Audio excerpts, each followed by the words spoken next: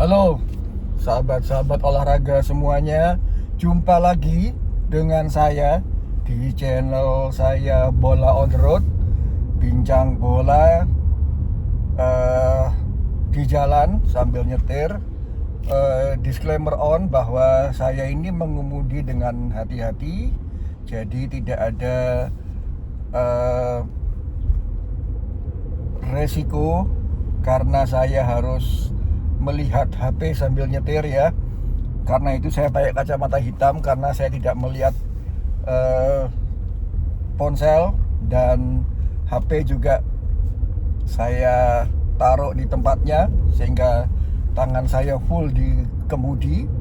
Saya hanya bicara. Jadi bagi yang pernah mengkomentari tentang resiko saya posting sambil mengemudi, ini saya sudah jelaskan bahwa saya sangat meminimalisir resiko di perjalanan, baik untuk saya maupun untuk pengemudi lain. Jadi terima kasih untuk saran dan masukannya untuk para subscriber atau para rekan-rekan saya. Terima kasih yang sudah subscribe, yang sudah like, yang sudah menekan tombol lonceng. Yang belum, mohon dukungannya untuk selalu memberikan komentar positif dan subscribe apabila belum. Kali ini saya akan sedikit mengulas tentang final Liga Champion yang berlangsung Sabtu kemarin ya, di mana PSG mengalahkan Inter Milan dengan skor yang cukup telak 5-0. Di sini saya tidak akan menggunakan kata-kata melibas, menghancurkan dan lain-lain, karena saya juga respect dengan Inter Milan. Bagaimanapun dia layak masuk final dengan segala macam strategi dari Simone Inzaghi. Dia mengalahkan Barcelona, kemudian juga Bayern Munchen. Jadi dia memang layak untuk ke final. Tapi kalau saya bisa lihat di final ini memang kalau menghadapi PSG, di mana PSG ini kalau saya bilang adalah bukan tim terbaik ya, tapi tim dengan strategi yang penuh kejutan dan passing yang paling akurat. Artinya chemistry dari pemain-pemain, sesama pemain PSG ini sudah terbentuk luar biasa, dan ini adalah sumbangsih dari pelatihnya, yaitu Luis Enrique ya. Dimana kita sama-sama tahu di PSG itu tidak ada pemain bintang. Bahkan sekarang mereka semua dilabeli pemain bintang. Kita lihat semacam Marquinhos, kemudian Fabian Ruiz, kemudian Kvaratskhelia, kalau tidak salah namanya ya, maaf kalau saya salah penyebutan. Kvaratskhelia itu, kemudian ada lagi Dohe, kemudian muncul lagi banyak pemain yang lain. Kalau bisa pemain bintang, saya mungkin sebut Donnarumma ya, pemain yang cukup pengalaman di Liga Italia. Tapi secara tim ini sangat mengejutkan. Permainannya cair, susah ditebak siapa yang mereka saling ganti posisi. Tidak ada posisi baku antara pemain sayap, pemain tengah, ataupun striker. Semua bisa, posisinya bisa berubah-ubah. Dengan jangkarnya yang saya salut adalah Fabian Ruiz, ini luar biasa ya. Mengingatkan saya kepada kalau zaman dulu itu Gattuso, atau kemudian juga kalau mungkin agak maju lagi bisa dibilang seperti Kante ya. Jadi tukang angkut airnya ini luar biasa, sehingga pemain-pemain yang lain bisa bereksplor lapangan dengan lebih nyaman dan aman karena ada sosok Fabian Ruiz ini. Inter Milan di lain sisi bukan jelek, tapi dia seperti menemukan kryptonite-nya ada di Inter Milan ini. ada di PSG ini, dimana kita tahu Inter Milan ini selalu strateginya ini mirip ya per pertandingan. Apabila dia menghadapi lawan yang dianggap superior dalam hal teknik dan segala macam seperti Munchen atau Barcelona, mereka low block ya, counter attack, low block, dan mengandalkan bola-bola mati. Nah, di sini PSG sudah mengantisipasi itu, sehingga Simone Inzaghi ini tidak bisa mengadaptasi strategi yang baru untuk menghadapi PSG ini. Jadi mereka bisa seperti bunglon, mereka menghadapi tim itu strateginya bisa berubah.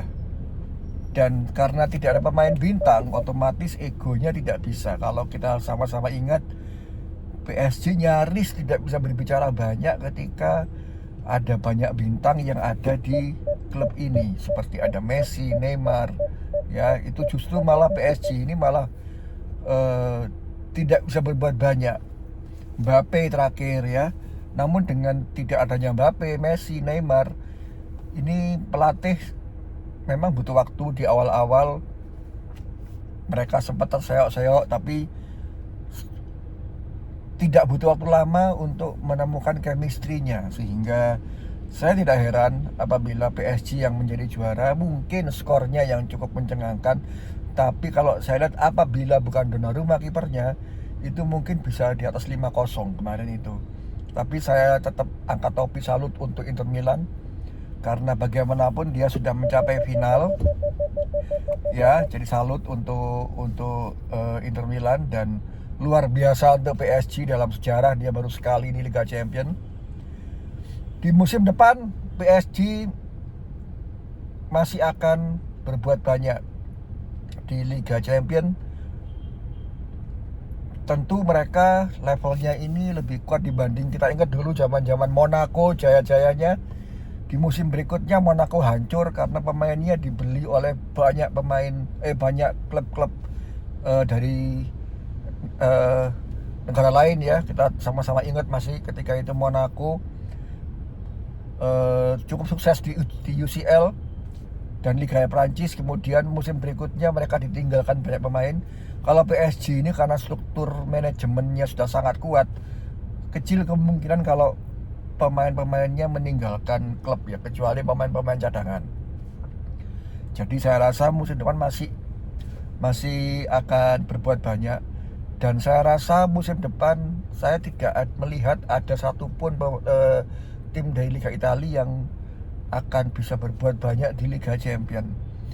Saya tidak membenci Liga Italia dan tim-timnya, cuma saya sangat kurang impress ya dengan Liga Italia ini, karena kita tahu bahwa Italia ini seperti memutar semuanya. Pemainnya saling pindah, pelatihnya saling pindah. Kita lihat Conte berpindah-pindah ke sesama klub Italia. Allegri, kemudian dulu Fabio Capello. Jadi Italia ini nyaris, kalau saya bilang bagus timnya, klub-klubnya, cuma kalau sekalian terobosan strategi dan lain-lain, klub Italia ini sangat kurang. Jadi bisa dibilang permainannya monoton ya. Kalaupun juara itu dia mungkin karena lebih mental juaranya dan strateginya yang pragmatis. Kita sama-sama tahu lah ya itu.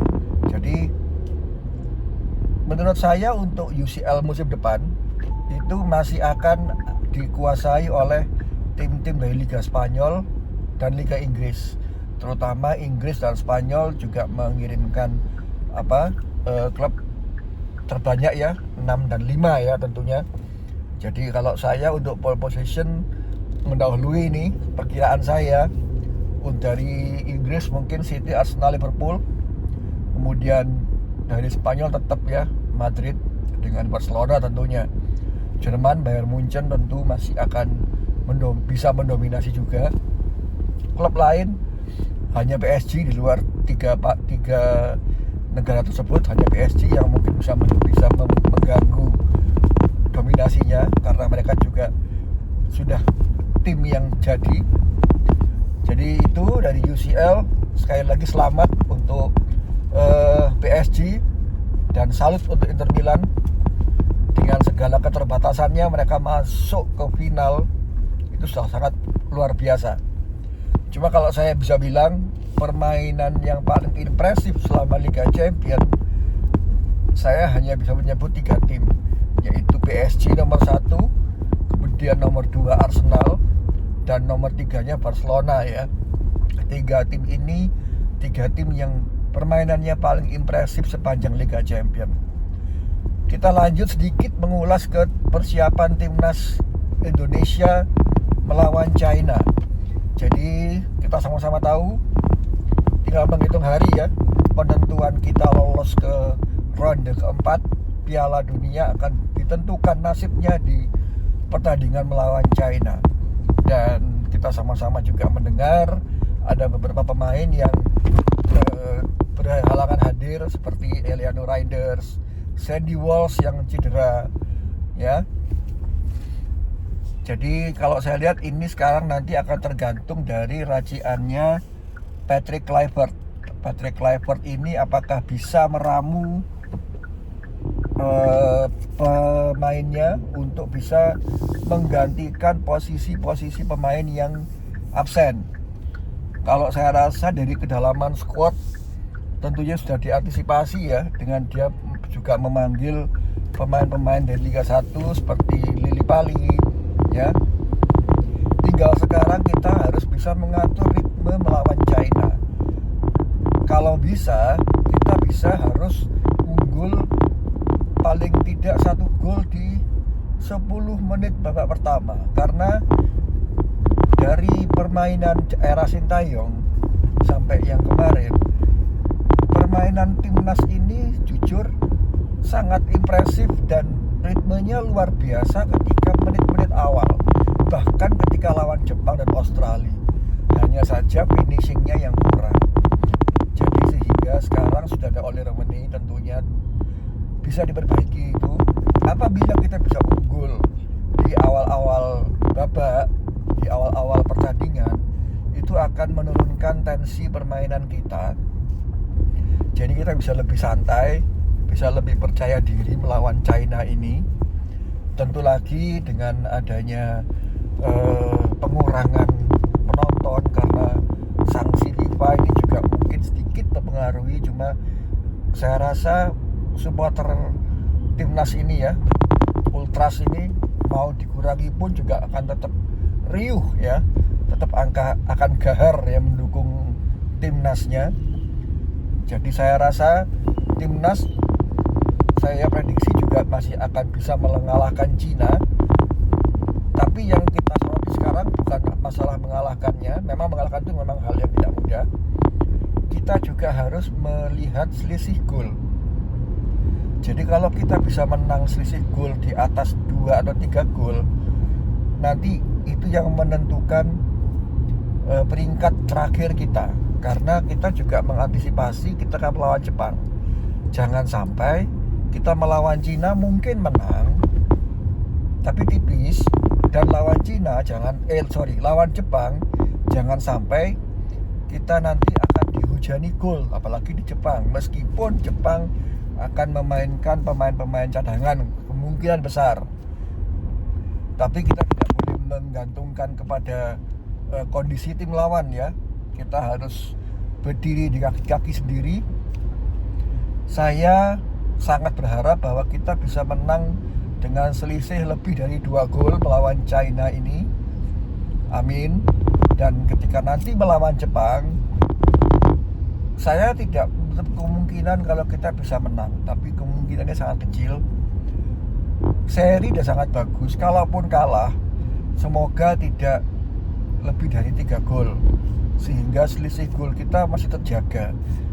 Jadi saya bilang penentuan Cina ini bukan hanya penentuan menang atau kalah, tapi penentuan tentang selisih gol yang akan menentukan peringkat di grup ini. Semoga timnas kita bisa berjaya dan kita bisa menatap laga melawan Jepang dengan tegak kepala ya.